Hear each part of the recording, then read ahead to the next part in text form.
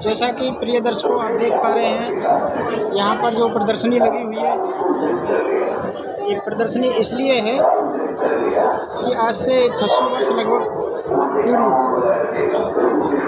यहाँ पर एक काशी जी में पाखंडी पंडितों ने ये अफवाह उड़ाई कि यहाँ जो देह त्यागन करेगा उसको वैकुंठ धाम की प्राप्ति होगी। और वो वैकुंठ प्राप्ति के लिए उन्होंने एक करवत लगाई गला काटने की। मनुष्यों को गला काटा जाता था। इन पाखंडी पंडितों ने उस करवत के माध्यम से इंसान काटने का काम चालू कर दिया।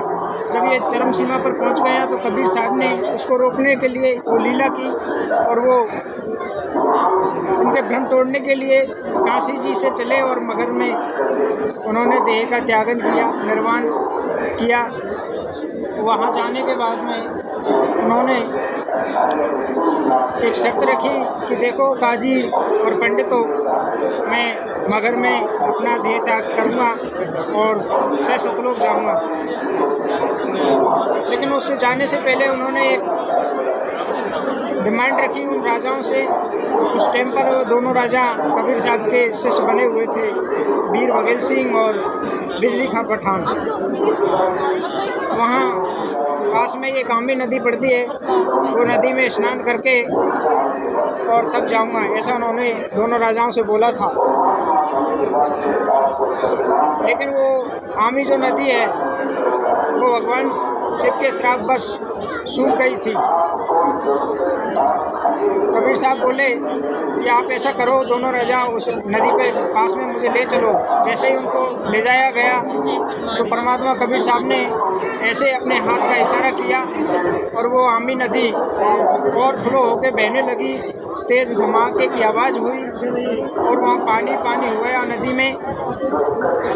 उसके बाद में परमात्मा ने उसमें स्नान किया। स्नान करने के बाद में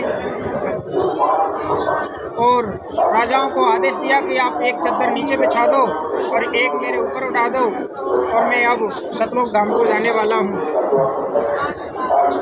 तो यहाँ से वो सतलोक को चले गए और वहाँ दोनों राजाओं ने देखा चद्दर उठा के, तो उस चद्दरों के नीचे उनका देह नहीं मिला, उनका जो शरीर है वो नहीं मिला, वहाँ फूल ही फूल मिले। वो आगे दिखाते हैं दूसरी प्रदर्शनी में आपको।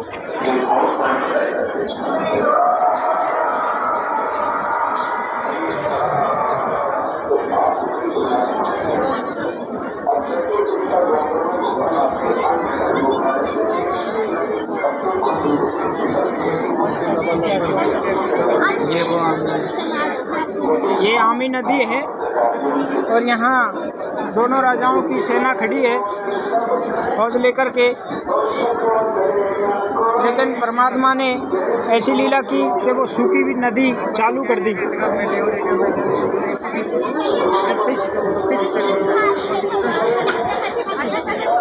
इस प्रदर्शनी में देख सकते हो आप, जैसा कि आप देख पा रहे हो, दोनों राजाओं की सेना खड़ी हुई है और यहाँ पर परमात्मा कबीर साहब सतलोक धाम को ससरी चले गए। उन्होंने जब चद्दर उठा के देखी तो यहाँ पर फूल ही फूल मिले।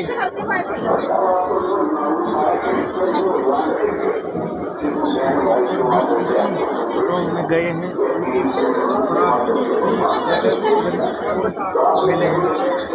कबीर साहब की इस लीला को देख करके दोनों राजा हक्के बक्के रह गए, उनकी सेना भी हक्की बक्की रह गई। और देख सकते हो प्रदर्शनी के माध्यम से आप कबीर परमात्मा ससरी सतलोक धाम को आकाश में उड़ते हुए जा रहे हैं। और उन दोनों राजाओं से कहा कि आप देख सकते हो और काजी पंडितों अपने वेद कुरान सभी वेद शास्त्रों को खोलकर देखो, मैं किस जगह पर जाता हूँ।